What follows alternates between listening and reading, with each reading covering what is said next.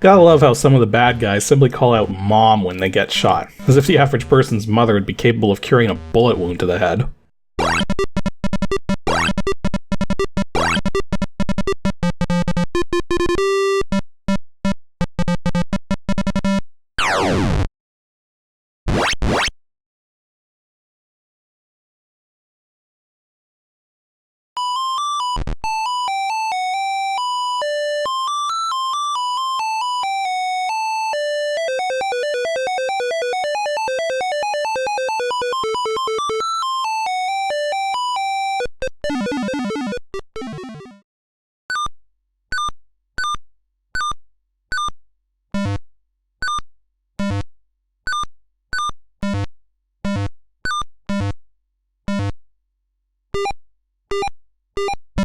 Today's Ancient DOS game is Shooting Gallery, which has an interesting distinction as far as my own history is concerned by being the very first DOS game I ever played using a mouse, way back in 1992 over at a friend's place.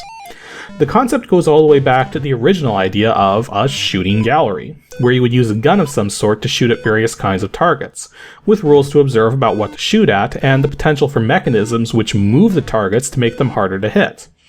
Even nowadays, you still see variations of this at carnivals and fairgrounds, though they typically use things which are far safer for children to handle, and or bolt the shooting device down so it can only be aimed within the gallery space.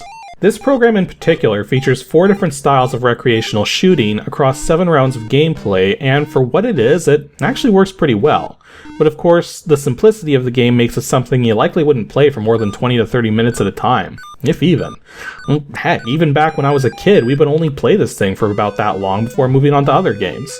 Thus, this is another one of those early DOS titles which would more so qualify as a casual game nowadays as opposed to a full gaming experience. Shooting Gallery was created by Nels Anderson under his Arcanum Computing brand back in 1990, and can best be described as a 1 to 4 player minigame collection, with the next closest approximation being that of an arcade-styled game, given that the only point of the game is to get high scores. I believe there were 1 or more companies who published the game as well, with the one I'm finding mention of being Personal Companion Software, though it's hard to know if this was the primary method of distribution or not, seeing as the game was originally sold through mail order. It supports MCGA 320x200 256 color graphics and has support for both PC speaker and Sound Blaster sound effects.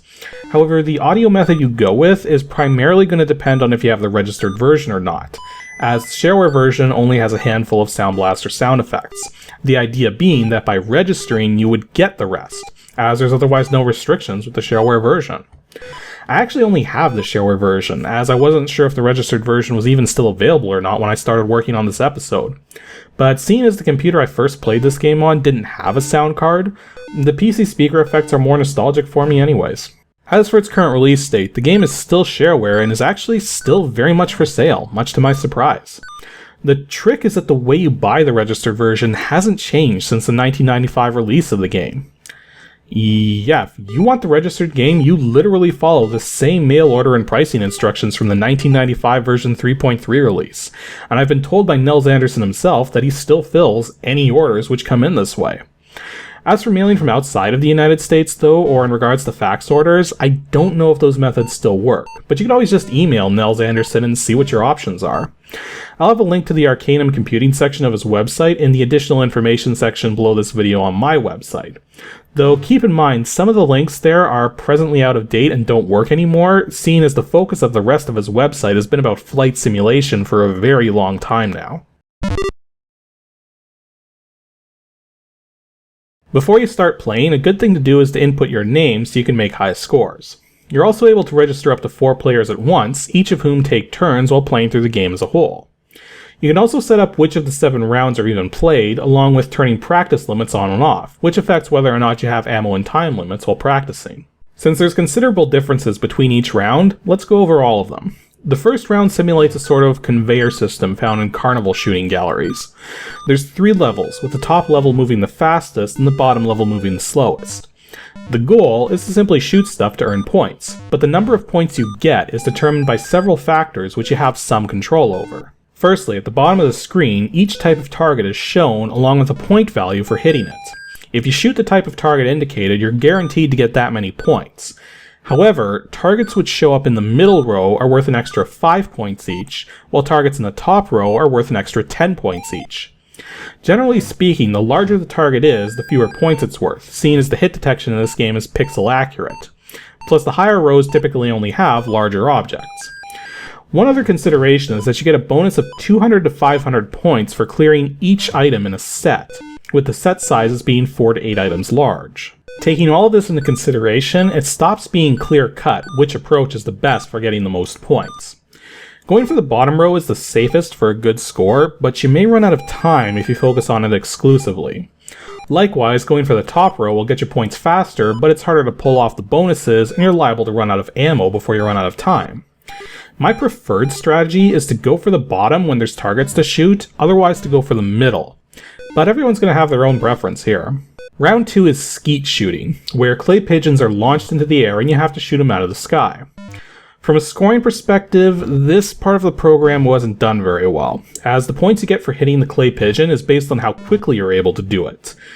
Which means to get the best score possible, you just want to keep the targeting cursor at the side and fire immediately after launch.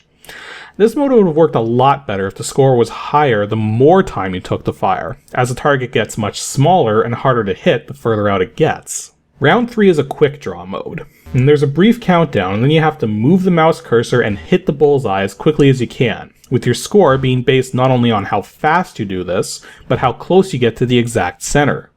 This mode works pretty well, although it's over very quickly because of the nature of it.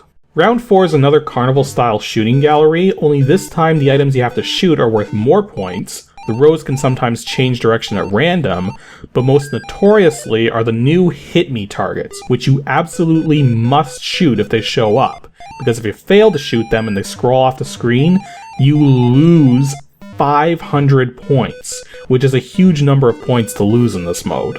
Round 5 is more skeet shooting, except you have to shoot 2 clay pigeons out of the air instead of 1. Same scoring applies as before. Round 6 is another quick draw, except there's 2 targets, and after the brief countdown you have to hit both of them. One thing to keep in mind with this particular round is that you must hit the left target first. If you hit the right target first, then the left, you will get no points at all. This may also be a good time to point out too that the mouse controls in this game aren't exactly pixel perfect, and as such it's not possible to hit dead center on these targets. Actually, you can't even hit dead center in round 3 either. It has to do with the horizontal position of the mouse moving in 2 pixel increments for whatever reason. The final round, round 7, is a Wild West shootout. Targets will show up from various spots such as the rooftops, doorways, windows, etc., and you have to take out all the bad guys while making sure not to shoot anyone else. You can tell the bad guys from everyone else simply by if they're wearing a hat or not. The round ends if you run out of bullets, time, or kill 40 bad guys, which if you accomplish this, you'll get a bonus based on your time remaining, though not your ammo, so don't feel you need to be super accurate with your shots. In fact, if you're having trouble hitting a particular bad guy, you may just want to try another one. As the mouse issues I mentioned before, combined with some of the obstacles in the scene here, it can make hitting certain bad guys pretty tricky. Overall, Shooting Gallery is a fun little diversion. Slightly flawed, but otherwise very playable. Its lack of depth is the only real sticking point, which means while it is fun to play, you likely won't play it for very long each time you do. And there's nothing wrong with that. Basically, if you thought this game looked fun while watching this video, then definitely give it a try. Just don't expect it to hold your attention for hours on end. If you happen to have an older version of this game, it'll have speed issues in general, and with DOSBox, you'd have to set a fixed cycles count of about 5,000. However, the latest version released in 1995, version 3.3, has proper timing in place, though there are a couple things which still function better on slower systems, so I recommend a fixed cycles count of 8,000 for this version in particular, although it will technically work with the max and auto settings as well. Anywho, that's all for this episode of Ancient DOS Games. Next week's a filler video, and I'm open to suggestions as to stuff to talk about, cause there were a couple topics I wanted to cover, but I actually can't remember what they were at the moment. But in any case, if you have any suggestions, be sure to send them to adg@pixelships.com, and stay tuned because starting in March, I'm finally going to be getting back to the bigger DOS games, whether I'm ready or not.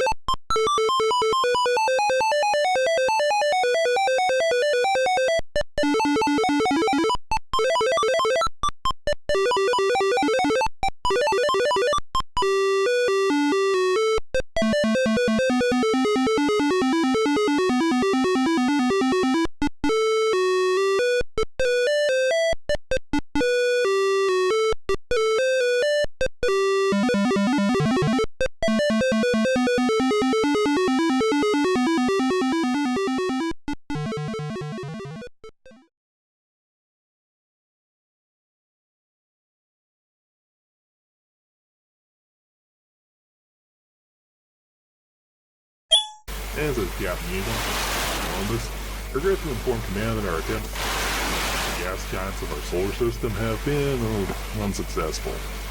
Our techs have some ideas and are working on implementing them, but yeah, attempt to make this work. Also, personal message for you. Sorry I'm missing all the fun with time to get up in space. Eagle out.